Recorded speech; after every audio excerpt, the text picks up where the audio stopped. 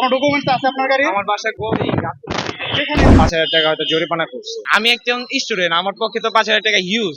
প্রিয় দর্শক, আপনারা দেখছেন যে এই বাইকটি কিন্তু এই মুহূর্তে জব্দ করা হয়েছে এবং আইনের আওতায় আনা হয়েছে। বাইকটি কিন্তু কিছুটা মডিফিকেশন রয়েছে এবং বাইকের পেছনে কিন্তু নাম্বার প্লেট আমরা দেখতে পাইনি।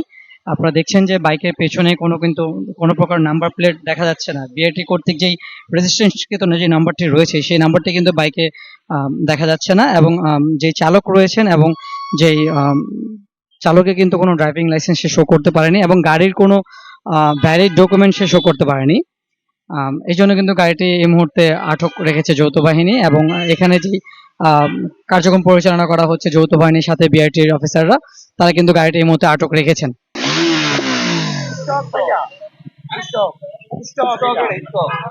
আপনার নাম্বার প্লেট মানে বাসায় নিয়ে যাবো।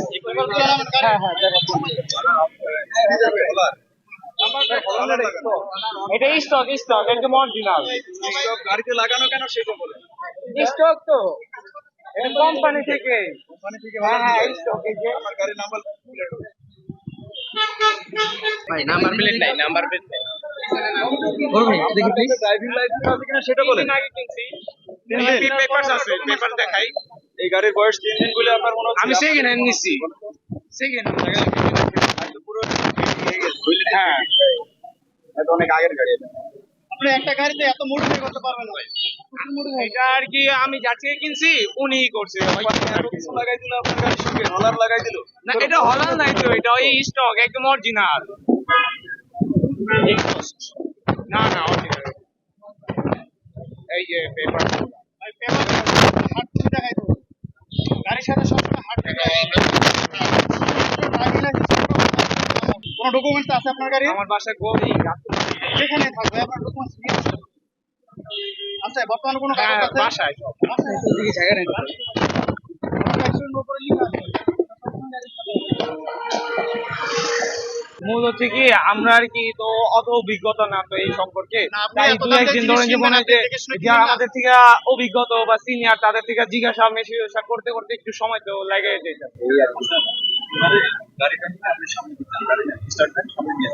আপনার গাড়ির লুকিং গ্লাস কোথায়? লুকিং গ্লাস সব ওনার কাছে, আমরা ওনার কাছে সব আপনি আনতে মূলত পারি। কিনছেন কিসের জন্য গাড়িটা বলেন তো?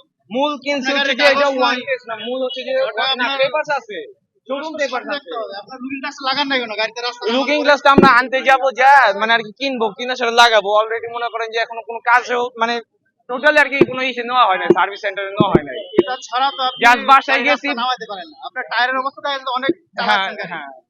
এতে কিন্তু রেজিস্ট্রেশন ছাড়া গাড়ি থাকার কথা না। জি। টায়ারের অবস্থা দেখছেন? এখন যে যার কাছ থেকে কিনছেন ঠিক আছে ও ভুল করছে। এইটাই।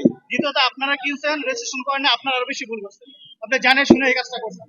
আমরা তো মূলত হচ্ছে যে বললাম ঠিক আছে, সমস্যা নেই, সব অভিজ্ঞতা ভুলেরই একটা মাসুল দিতে হয়। ঠিক আছে, আপনার তো ওইটাই হবে।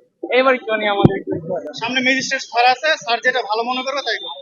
এটা জানতাম কিন্তু আমি তো মানে ওয়ান টেস্ট কিনছি, সেকেন্ড হ্যান্ড কিনছি, নিউ তো আর কিনি নাই। তো যে এইগুলো যে প্রসেসিং মানে লাইসেন্স বলেন, তারপরে আমার যে গাড়ির যে নাম্বার প্লেটের যে প্রসেসিং, এগুলো সম্পর্কে তো আর আমি অত একটা ধারণা নাই, কারণ ফার্স্ট টাইম তো কিনছি যেহেতু, মানে আস্তে আস্তে তো ধাপে ধাপে একটা জিনিস সবকিছু করে ফেলবো ওরকম টাইপের কিছু, তাই না? আমার বাসা হচ্ছে গাবতলীতে, একটু উত্তরায় যাচ্ছিলাম। হ্যাঁ পেপারস ঠিক আছে, গাড়ির পেপারস ঠিক আছে। না মানে ওয়ান টেস্ট গাড়ি আছে তো, মানে শোরুম পেপার আছে আমার কাছে, শোরুম পেপার। এটা অরিজিনাল কালার হচ্ছে তাও বলতে পারি না, মানে আমি বুঝিনি তো, মানে সেকেন্ড হ্যান্ড নিছি তো ওইখানে ব্ল্যাক লেখা ছিল, যে আমার ৫,০০০ টাকা হয়তো জরিমানা করছে। না না এটা তো মনে করার মতোই না, আমি একজন স্টুডেন্ট, আমার পক্ষে তো ৫,০০০ টাকা হিউজ অ্যামাউন্ট।